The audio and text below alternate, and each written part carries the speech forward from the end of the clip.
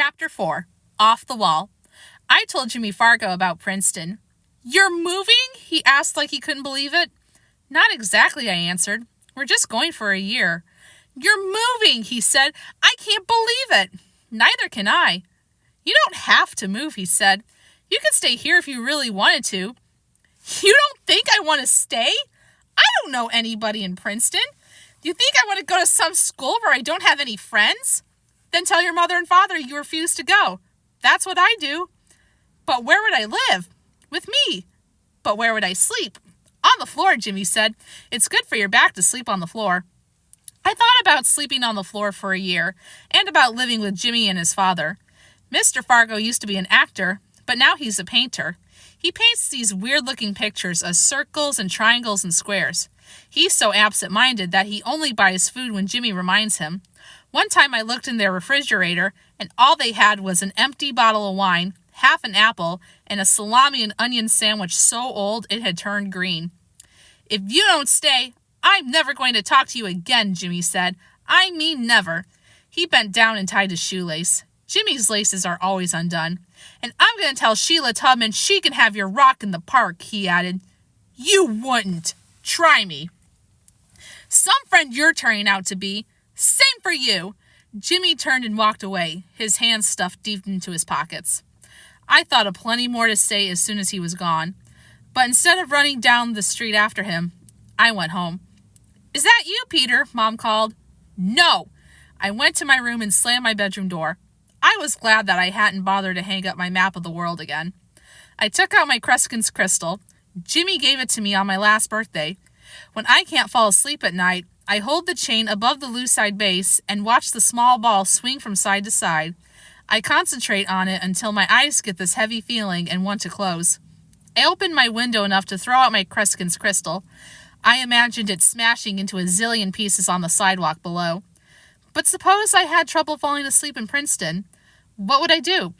I put it back in its box. There had to be a better way to get even with Jimmy Fargo.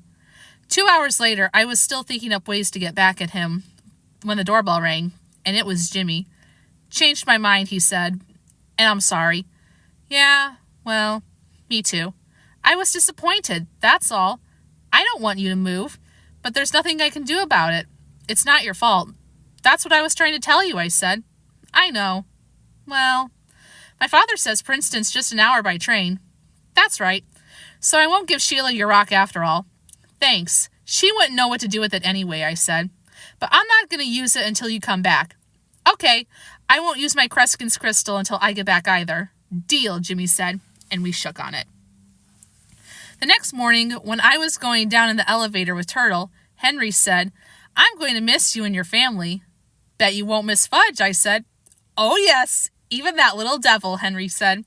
I remember the day he got into my elevator and pushed all the buttons at once, jammed up the works for 2 hours. Henry laughed. He sounded like a sea lion. I always expect him to slap his arms together when he laughs. "And I'll miss that baby of yours too. Won't get to see her grow up now." "Sure you will," I told him. "We're only going for a year." "That's what they all say," Henry muttered. Outside it was gray and humid. I wondered if the sun was shining in Princeton. As I walked Turtle down the street, he sniffed here and there trying to find a place he liked.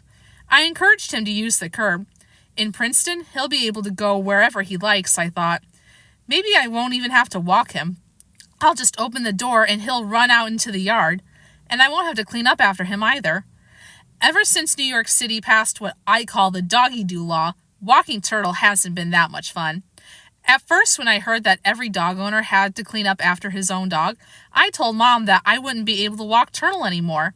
Mom said, "That's too bad, Peter, because if you don't walk him, who will?" I was hoping Mom would volunteer. I was hoping she'd say, "I know how grossed out you feel at the idea of picking up Turtle's dog do." But she didn't. Instead, she said, "Look, Peter, you're going to have to make a tough decision. If you want to keep Turtle, you're going to have to clean up after him. Otherwise, Daddy and I will try to find a nice farm somewhere in the country and—" I didn't wait for her to finish. "Send Turtle to a farm!" I shouted. "Are you kidding? He's a city dog. He's my dog." "Well then," Mom said, smiling. I got the point. Mom bought me a contraption called a pooper scooper. It's a kind of shovel attached to a baggie, and when Turtle does his thing, I scoop it up, get it into the baggie, tie up the end, and toss it into the trash basket. At first, I made a mess of myself trying to get it to work, but now I'm a regular expert. Still, it's pretty disgusting. Almost as disgusting as Tootsie's diapers. I wish I could train Turtle to use the toilet, especially in the winter, when I stand around freezing while he takes his time, trying to make up his mind. I know it's not Turtle's fault. He can't help being a dog. And when he sleeps at the foot of my bed or licks my face, it's all worth it. Just as Turtle was finishing, Sheila Tubman came skipping up the street. "I hear you're moving," she said. I nodded and scooped up his stuff. "Good. I was afraid it was just a rumor. I can't wait until you're gone. Then I won't have to smell your yucky dog anymore." "My dog's not yucky," I yelled, tying up the bag. "Did you ever smell him, Peter?" "Yes, all the time." "Well, I guess you don't notice because you smell so much like him yourself." She started skipping away. "Hey, Sheila," I called.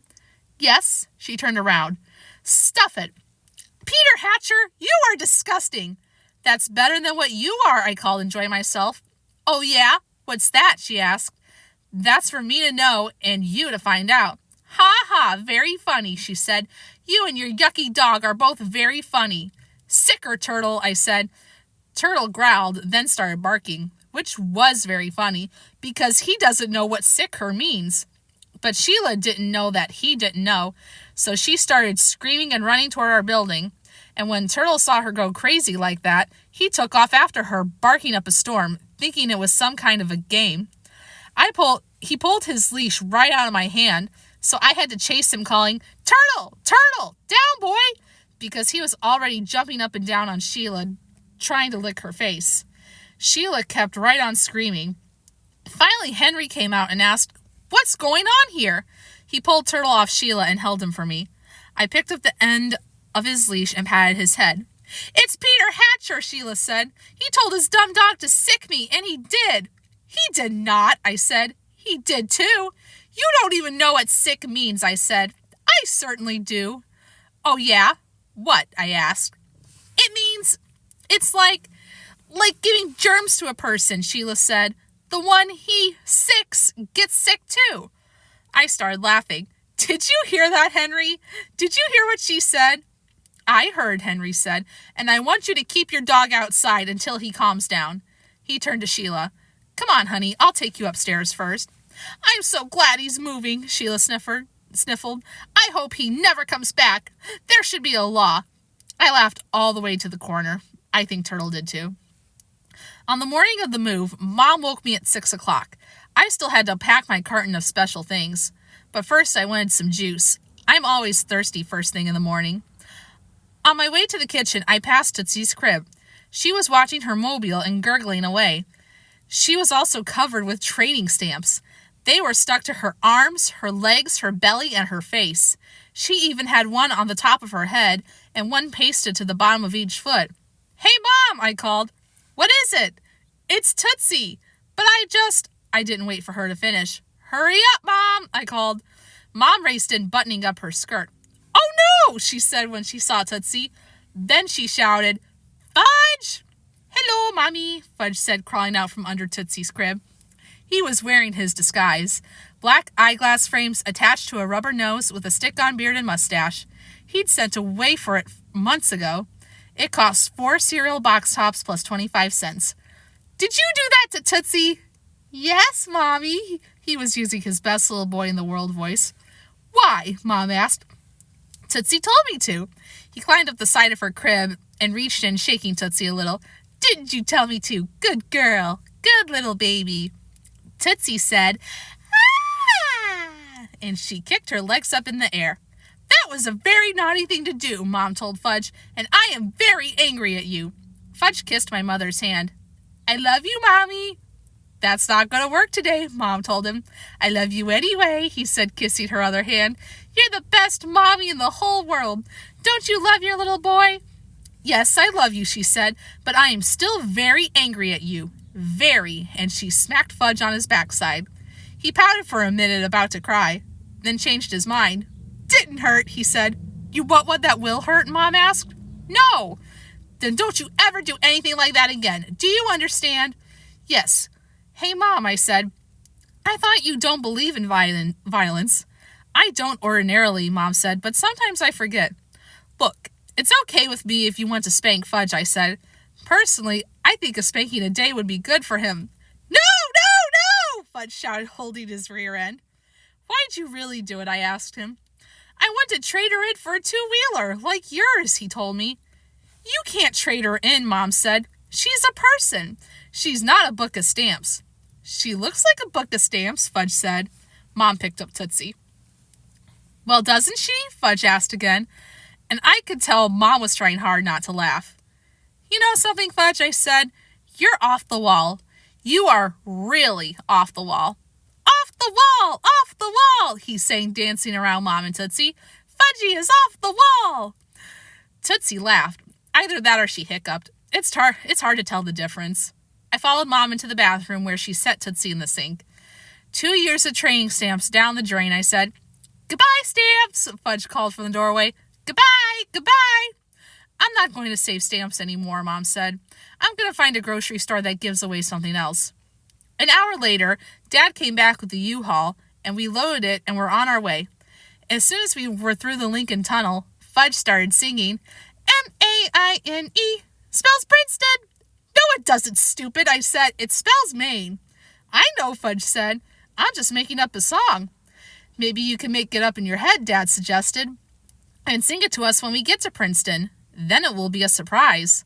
A surprise, Fudge said. I like surprises. He was quiet for a minute. Then he said, You know what, Daddy? I'm off the wall. Who told you that? Dad asked. Peta. Didn't you? He asked me. Yeah, I said. I sure did, and you sure are. I'm off the wall, Fudge repeated, just like Peta's map of the world. He rested his head against Mom's shoulder, and I could hear him slurping away on his fingers. He was still wearing his disguise. Well, we'll see you in the next chapter how the move went. Join me.